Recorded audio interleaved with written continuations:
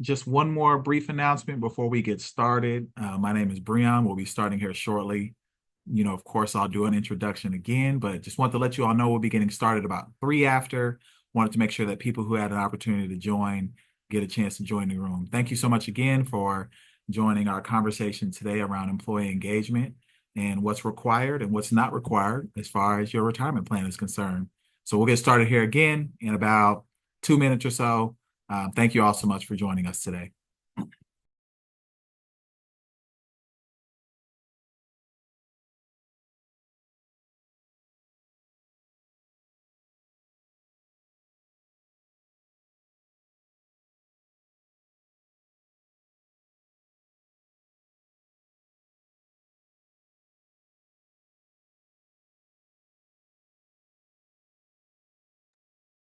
Okay. As promised, we'll get started. And good afternoon or good morning, depending upon where you're calling in from. First off, I want to thank you for taking some time to join us in our fiduciary training program. This is one of our level 2 programs that we'll discuss today, and I'll give you the breakdown on our level 1, 2, and 3 as we get started. But today we're focusing all on employee engagement. So thank you again. If you're here for the Multnomah Group presentation on employee engagement, you're in the right place. And if you joined the wrong webinar, stay for a while. You might learn something today. So we appreciate you joining us this afternoon. So first things first, just some brief introductions about myself. My name is Breon Rollins. I'm a consultant with the firm. I'm actually based in Houston, Texas.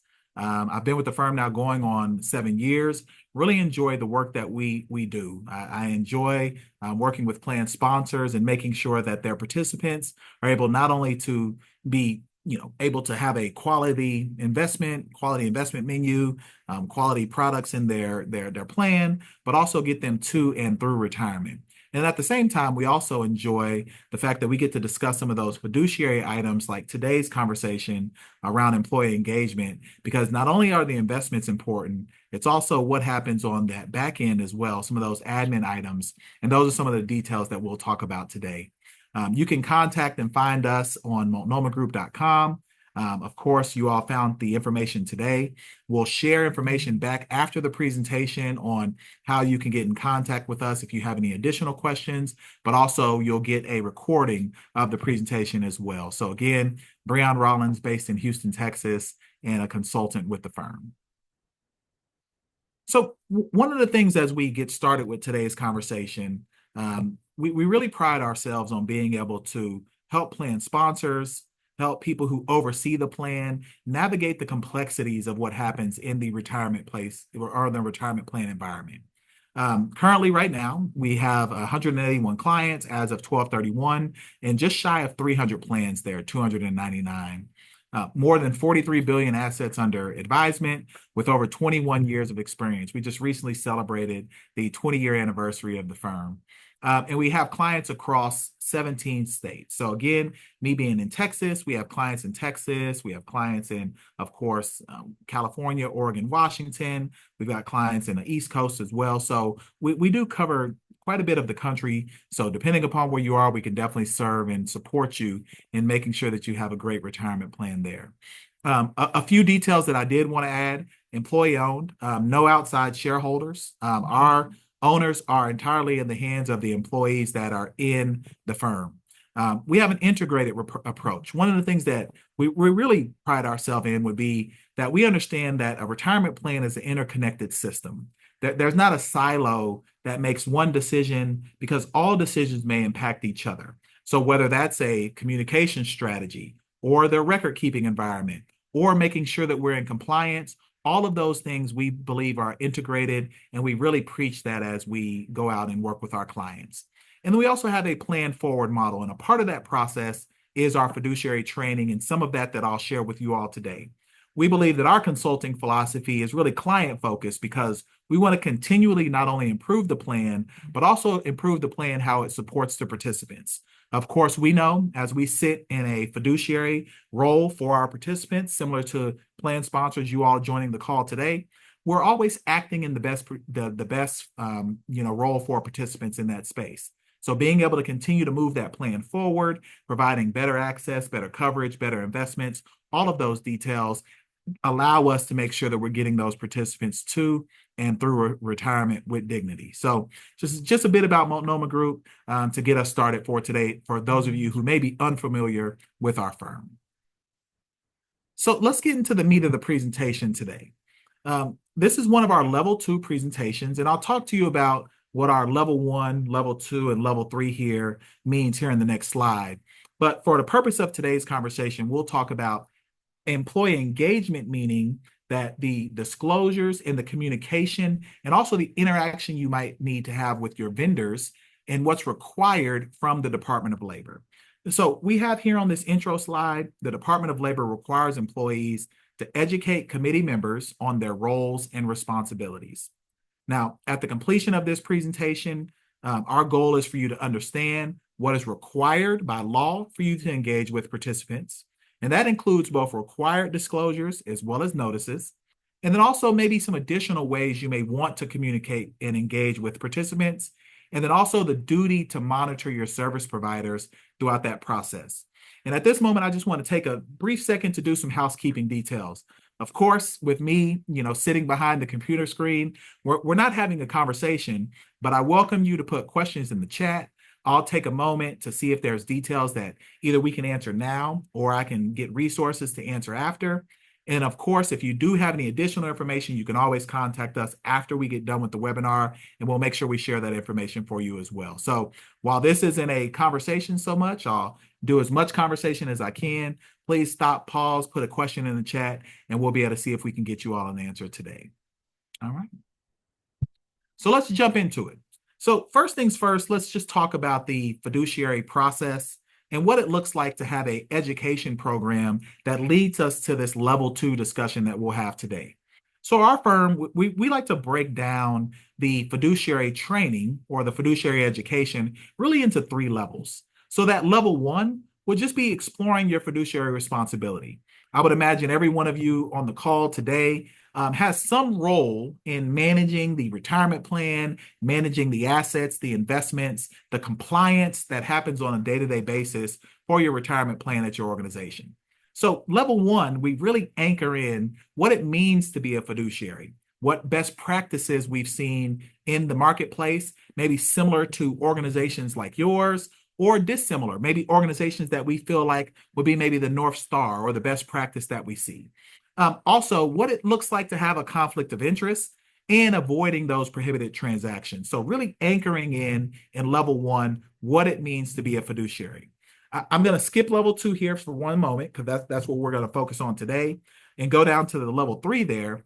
And then that's when we've anchored ourselves. We've gotten some core, and I'm going to go back to 2 here in one moment. But at 3, now we're digging really into those details of the plan.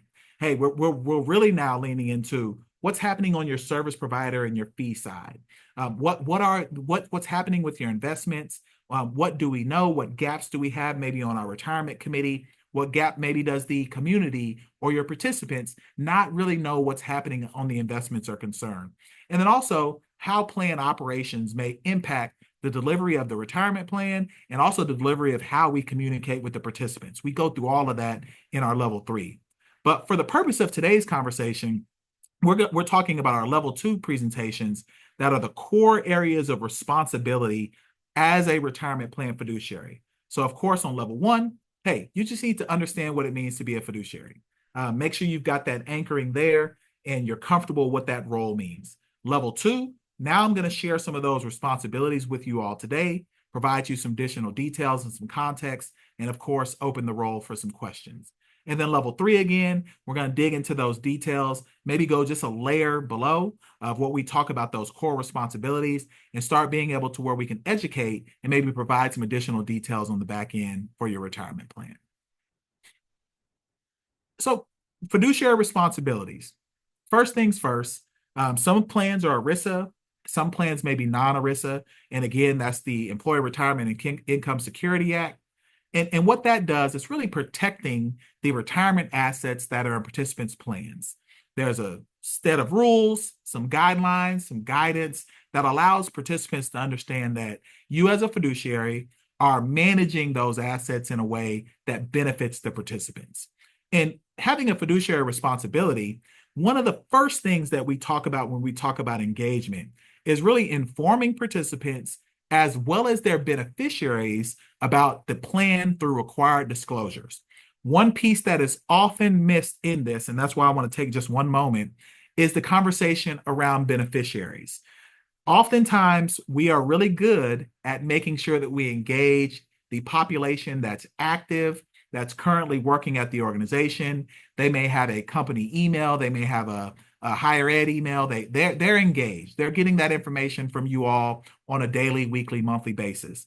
But often what's missed sometimes will be those individuals who still have assets in the plan, and specifically sometimes those beneficiaries. So I'll come back to that often today just to make sure that we're talking both places, not only those active participants, those terminated participants, as well as the beneficiaries of those who have worked with your organization before. So a few of the details that may be required, for example, would be your summary plan description. I'm going to share more details there, but I just want to get you thinking about some of the documents maybe that you've heard before, and I want to break down some of the jargon that you've probably heard before. Typically, you may have heard someone say SPD when they're talking about the summary plan description. And of course, in the finance world, we're great at making acronyms. We've got an acronym for everything. So today I want to break down a few of those details as well. So for example, automatically, fiduciaries may provide or must provide summary plan descriptions. And I'll give you a breakdown of what that document would be here in one moment. Now, upon request, so this isn't an automatic piece. This is maybe something that we need to have available, readily available for participants, would be that plan document. So the plan document may not be something that we're sending all the time to participants, but we do need to have that on request, make sure it's updated, make sure that we're following the guidelines in the plan document. So that would be a second example, again, upon request. And then lastly, some information may not be required to be made available, but it can be made available for purposes of transparency. For example, if you have a retirement committee, you have a committee that is meeting quarterly or bi-monthly or annually, et cetera, related to the retirement plan, you may want to share the meeting minutes. You may want to post those so people understand what decision-making process was made, why a decision was done, and then they'll have some context behind that. So again, we've got some areas that are automatic. These are must provide. We have some areas that upon request, you need to have available. And then there are some information just for transparency purposes that you may want to provide to your community so they have a full understanding and context on what's happening within the plan. And we do have a note here at the bottom. For some governmental plans, additional information may be required. Again, if you've got some additional questions about if you're a governmental plan, shoot us a note, shoot me a question in the chat. We'll be able to get you an answer during the call or here shortly after as well. So let's talk about the required notices and why these are really important. If there's anything that today, there's a few things we definitely want to get right, it's those required notices. You have an obligation to keep participants informed by providing disclosures. Again, I'm going to go back to it, to both active and terminated participants, and include beneficiaries as a part of that language there as well. We definitely need to be including all of those required notices to both active, terminated, and beneficiaries of our employees, okay? Even if you all hire a service provider, of course, we sit in the role as a service provider on the investment advising side. Several of you have maybe third-party administrators or a record keeper, and even if you have those service providers, if they prepare and distribute on your behalf, it is still the responsibility of the plan sponsor and the organization to make sure that that is fulfilled, that obligation is completed by that service provider. One of the things that we do, we will have a breakout conversation that allows us to make sure that all of these notices and administrative items have taken place in the order that they were supposed to, because that's a really important piece that's often missed. You feel like you've delegated that responsibility to a provider. It doesn't happen. We would like to say, hey, provider, this is your responsibility, but in reality, it falls back on the plan sponsor. It falls back on that retirement committee that has that duty to monitor. And we'll talk about that as we dive deeper in the presentation today. The regulations also outline what minimum information needs to be required. I'll talk about that here in just one moment. And then lastly, To the extent as possible, notices should be understood by the average participant and any fiduciary. So if you're a part of a committee, if you have responsibility to the plan, you need to be able to communicate consistently through these notices. You need to be able to share that as a part of your communication process. Because again, using all the jargon, all the language that maybe the average participant wouldn't know could get us, in some trouble. So we like to make sure that all these documents are easy, concise, and participants can grab them and understand what's happening, how decisions have been made, and what required notices that they should receive. So what are the required notices? So first things first, the plan document. We all know that plan document is that written instrument that establishes the plan. It also is the document that is maintained for all plan rules, plan procedures, etc. So that is your anchoring document. All of you on the call, I'm sure you're familiar, probably had to pull your plan document out a time or two to make sure that you're following, whether it be compensation rules or when someone's eligible for the plan. All of those details there will be included in that plan document. So that's that anchoring document that is required. It doesn't have to be delivered at all times, but the plan document needs to be readily available for participants upon request. Now, next would be the summary plan description. Now, this explains the participants all the benefits, rights, and obligations in the plan in simple language. Now, we know the plan document may have some language that may be more challenging. It might require us to get some interpretation or some ability to decipher exactly what's being said there. But that summary plan description needs to explain in as clear as terms as possible, these are the benefits that you receive from the plan. Hey, here's your rights. And this is the obligations that we have to you as an employer for providing you the plan. So that would be your summary plan description. Many of you probably have heard this before, called the SPD.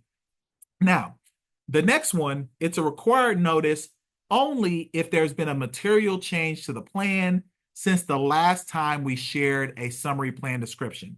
So let me give you an example. The summary of material modification would be, let's say that we changed a rule that changes the way eligibility is done in the plan. That is a material modification that impacts all potential participants in the plan. If we have something like that and it's not in the current summary plan description, then we also need to do a material modification to let participants know that we've had this change. But then we also will eventually have a updated summary plan description as well. Because once you've done that anchoring document, and then of course, we probably also will then need to update the plan document. All of those are flowing together because we've made a modification that's impacting the eligibility or a material change in what's happening with the plan. The last two here are items that happen on an annual basis, for example. So the summary annual report or the Form 5500, this is basically the summary of all the details within the plan, and that's provided on an annual basis. And then lastly, participants also are required to get either a statement quarterly or an annual fee disclosure that identifies all the fees that they may encounter for being a participant in the plan. And this is a real important one here because oftentimes you may not have as many participants who are engaged in the plan so much, but sometimes they want to sneak around and see, hey, what's happening with these fees? How much am I paying? Maybe I've got an outside advisor. Maybe I've called our current record keeper. So having that annual fee disclosure for all fees that are being paid by participants, and that includes both investment, because of course we know the underlying investments have some fees. It includes administrative, whether they're, paying some portion of their account that goes towards the record keeping service or an audit or a compliance, and then also any other operational expenses. That needs to be spelled out directly in a participant level fee disclosure in simple terms that allow the participants to understand what they're being charged and what those fees are going towards as it relates to their account balance. So these would be your required notices, anchoring document down to the plan document, all the way to participant level fee disclosures. These would be considered required. Now, the as needed notice are a bit different. And this depends on the type of plan as well. So I'll talk through a few of these. Again, if you have questions, please feel free, send me a note, put it in the chat, and we'll see if we'll get you an answer back. So the first would be that automatic enrollment notice. Of course, many of you may have already started an automatic enrollment process at your organization. One change that has been happening more frequently with plans, somewhat taking advantage of that behavioral economics process. We know that getting someone in the plan, there's some inertia there. They haven't seen those dollars come out of their paycheck. They're comfortable as they've started to see their retirement account grow. We get the benefit of them just staying in the plan over that lifetime of their career. But if you have automatic enrollment, there needs to be a notice that's sent to participants both initially and annually that's required, letting them know the type of provisions that are done. Of course, we put some jargon in there, so I'm not going to go through all of that, but there are different types of features that allow some different rules as it relates to automatic contributions. So keep in mind that if you've got automatic enrollment, that you need to send participants an initial notice to let them know, hey, you've been enrolled in the plan. These are the rules that you have available. And then also annually, there needs to be some type of update to provide some notice to your participant population. Additionally, we have the qualified default investment alternative. Some of you may have seen this jargon before, or the QDIA. And essentially what this would be for plans that have a default investment, which we would encourage. A default investment allows us, again, to use behavioral economics. Many participants may not know or where to put those dollars into the platform. That default investment allows them to, if they don't make a decision, that money will be invested on their behalf into an investment that's selected by the committee. And this notice can be combined with your automatic enrollment and distributed around the same time. So this could be a notice where you say, hey, you've been enrolled in the plan. We noticed you didn't affirm an election. You've been put into a target date fund, for example, that's dated, 2065. Let's say they've got a long time frame before they plan to retire. And we've got 2070 funds out now. So we've got a younger workforce coming into the retirement plans now. But that would be your example of the default investment alternative. Also, one that doesn't happen so often, but it definitely can if there's been a period of more than 3 days when their account will be restricted. Typically, this happens if there's been a change of record keeper or some major change that's happening with the plan. We might have a blackout period. And you need to send a notice to participants that, hey, you will not be able to have access. You can't make trades. You will not be able to move dollars from one investment to another for a period of time. And if it's going to be more than 3 days, then we're required to send a blackout notice. That doesn't happen as often, but it's definitely something that we want to monitor and make sure it's being done in the event that we have a suspension of plan for more than 3 days. Related to 403B plans, so those would be similar to a 401k, but more typically in your nonprofit, higher ed, healthcare space. This would be a notice to participants in an ERISA-covered 403B that provides notice of eligibility, the period of time when election can be made, or any other conditions. That is a required document that is sent to all participants that are in ERISA-covered 403B plans. So if you have that type of plan, be sure to make sure you're doing some form of universal availability. And then lastly, safe harbor. If participants are on a plan where a safe harbor election is provided to them a safe harbor contribution is provided to them on their behalf, then they also need to be made aware that the plan elects safe harbor status there, and that also provides them with some additional communication. So these are as needed, may or may not be connected to the type of plan that you have now, but these would be as needed participant notices. Okay. Now, there's some ways that you can deliver these. When I first started doing this type of work, everything had to be done by mail. So we have here at the top, the default is mailing participant notices, first class mail. But of course, we've had some changes since then. So in 2002, there's been a safe harbor rule that allowed e-delivery. Now, this was a more narrow rule. The narrow rule there required that individuals had to have their emails provided, maybe like a company email, for example. So if you work at an organization that's education, they may have needed to have a .edu. Or if they work at your private company, that, maybe they needed the, at thiscompany.com email in order for you to have that safe harbor. That still remains in effect. But in 2020, there's been a rule that expanded what types of options can also be sent, and more details can be shared electronically now also. So now we can send an initial paper notice to participants to let them know that, hey, now all of these documents that we would typically send as paper can now be shared to your email electronically. So if you plan to do that, you send that notice to all eligible participants to their email as well as a paper document. And then you can also post that information maybe on a public website that you all have for your internal employees. And you can include several documents, your summary plan description, material modifications, statements, fee disclosures, a variety of things can be sent. But again, you need to follow that first notice, requires that initial paper. After that paper, you can then send electronic addresses to the employees for all of these details here. So again, no longer do we have to only lean on the paper. We can also send electronic notices to participants as well to keep them engaged. We know most people have the phone, have their email, so this is a good way to keep the population engaged and also have a record that you were able to send out that information as well. Now, there's a difference between what's required. So the details that I just shared in the previous few slides are some of those required notices that are required by the regulations. Department of Labor has rules, ERISA has rules, and we want to make sure that we're following those guidelines and staying compliant there. But there are also optional forms of engagement as well. And these are things that support not only what we need to do on the required side, but also making sure that we're engaging our population, because all of you on the call, I can imagine, provide a great benefit to your participants. You're doing the great work of making sure that participants can retire with dignity. And we want to be able to make sure that our workforce is financially literate. We potentially could support them in some financial wellness, maybe reduce some financial stress.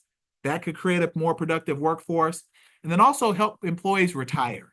Give them some more education around what costs would be, increasing their compensation and helping with healthcare. All of those items can be a way that you engage the participants. And there's several ways that we can do this. Your record keeper can support you.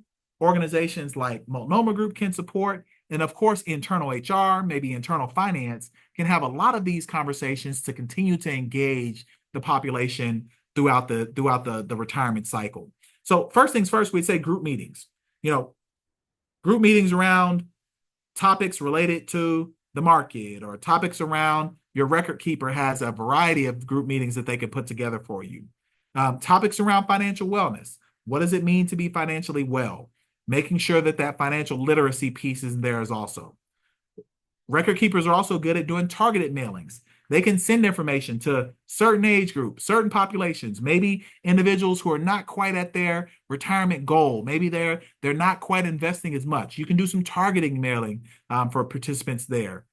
There's tools that you can add, calculators, resources that are provided online. You can share that information out to participant population also. And then we get into the pieces that, provide some advice. Maybe a one-on-one with a financial counselor, a one-on-one with your record keeper that can give advice on the type of investments, the situation that's unique to each participant. They can get down in the weeds there. And then you might have individuals who, hey, say, I want to delegate the responsibility of my plan. They can look into a managed account process, but then they can also just get more education around the investment environment, what's happening with the markets, also how you get to and through retirement. And now, while all of these aren't required, we encourage these additional optional engagement pieces, because it really not only shows the good work that you all are doing on a day-to-day, monthly, weekly, annual basis, it also provides participants with more access to the retirement plan. If you consider, on an annual basis, we're looking at what happens in healthcare. So that healthcare conversation is happening, open enrollment, it's on top of mind. People are constantly reviewing that detail. On the retirement side, we can almost have a similar process where we're talking through financial wellness or some of our targeted mailings, because the goal is to keep that great benefit that you all provide on top of mind to employees at all times. So, one of the last things I wanted to talk about here is the process on service providers. So many of you are on the call today and you're like, wow, we've done some of this, we haven't done as much, but some of you may be in environments where you might be stretched thin. It may have been difficult for you to even take the time to join the call today. You might be multitasking. You might have one screen going with me chatting in your ear and another you might be talking to someone else. And oftentimes, if you feel like, hey, we're at capacity, or we don't necessarily have the institutional knowledge in our organization, it might be time to hire a service provider for some of that optional engagement. And one thing that you'll always see in any Multnomah Group presentation, and whether that's if you're a client or you're joining a webinar like we're hosting right now, we really believe that all of this follows what we would consider to be the prudent process. So if you're looking at hiring service providers, or even as you review what your service providers have done, the first thing that we want to do is any fiduciary file, whether there's meeting minutes, minutes being reviewed, whatever happens in that conversation, the first thing we want to do is, we're going to gather some of that relevant information. Okay. We're going to review the needs. We're going to make sure that we're picking up as much information as we can, determine what level of engagement that we need, what services that we might need, because we're kind of benchmarking ourselves. So you as an organization, you may say, hey, we're capable of this, we're comfortable there. We're not so comfortable with this. So we're gathering that information. The second piece that we would always say needs to happen, we're going to take that moment to analyze. So we're not going to jump right to a decision. Let's review what information we've got. Let's review our internal resources. And then we need to analyze that to see, hey, is this suitable for our organization? Would this be a good fit? Or is this a role or responsibility we can take on, or something we could delegate to a service provider? So we're going to delegate, analyze that information there. Then we're going to meet and make a decision. We're going to determine, hey, which service providers may meet our need, whether it's on the, hey, we need an investment, consultant. We need a third-party administrator. We need an auditor. Whatever those tools may be to help with that optional engagement, that third piece of the wheel, we're going to meet and make a decision. And then lastly, in which I consider probably the most important out of all of these, you need to be able to document that process. Documenting the process, again, as I started, whether it's meeting minutes, whether it's a review, if there's no document, we're not exactly sure how we got to that decision. So we need to go through this wheel, and at the end of it, be able to document it. And guess what? We're probably going to go through this wheel again, because in each one of our interactions, we want to make sure that we're gathering information, analyzing that information, meeting and making appropriate decisions, and then document. So if anything that we talk about today, you've got those required notices, and then also being able to document the process that those required notices were sent, or you've monitored the third-party service provider and been able to say confidently that this happened, it happened when, and we were able to document all of that process throughout. So again, now on our level 2 presentation, again, we have level 1, where we're just exploring what it means to be a fiduciary. Level 2, we're starting to get into some of that core responsibilities. And then level 3, we dig into the details. But for today's purposes, we went through what you're required to inform participants, again, and beneficiaries. I like to always pause there, because oftentimes that's a piece that's missed about the plan through some required disclosures. You can also hire a service provider to help and assist. Again, we encourage, if you plan to hire a service provider, follow that prudent process. Gather information, analyze it, meet, make a decision, document. We're going to go through that process often throughout that wheel. And then while you're not required to hire a service provider to engage with your participants, main thing, if you do, you are required to monitor them. So if you were to delegate disclosures, delegate some form of activity to your third-party provider, keep in mind, you are required to monitor those individuals on an ongoing basis as well, something we support all of our clients in on a quarterly, monthly, weekly basis as well. So now you know. So I will pause there to see if there's any questions. Of course, I have to show our disclaimer of screen. So you do get to see that now, but I will pause just for one moment to see if there's any questions, anything in the chat lingering. And of course, you will get this presentation back. So something may not be jumping out to you right now, but you can definitely send me a note if you have any questions after. So I'll pause for one moment to see if there's any questions on today's presentation.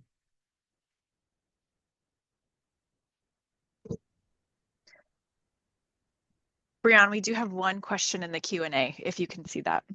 Okay, yep, I got it now. Okay. So no matter what, paper forms need to be sent. So yes and no.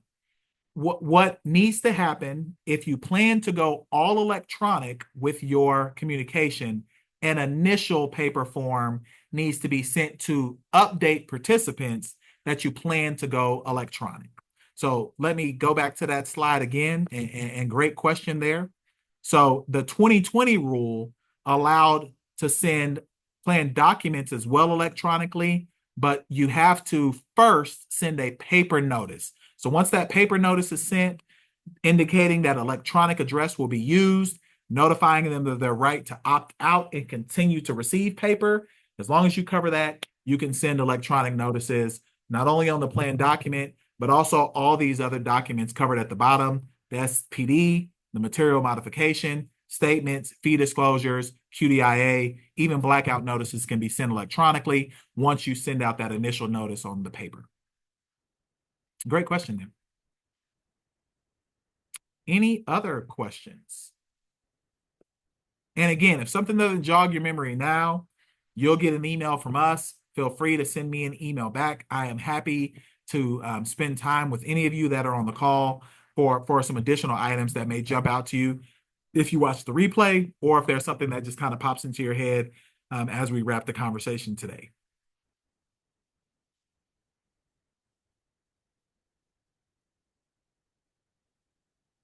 Okay. Seeing no other questions, I want to thank you all for the time. Again, we can be reached at multnomagroup.com. Again, my name is Breon Rollins. If you have questions for me, our email format goes breon.rollins@multnomagroup.com. Happy to field any questions that you all may have, and I really appreciate you joining the presentation today. Thank you all so much.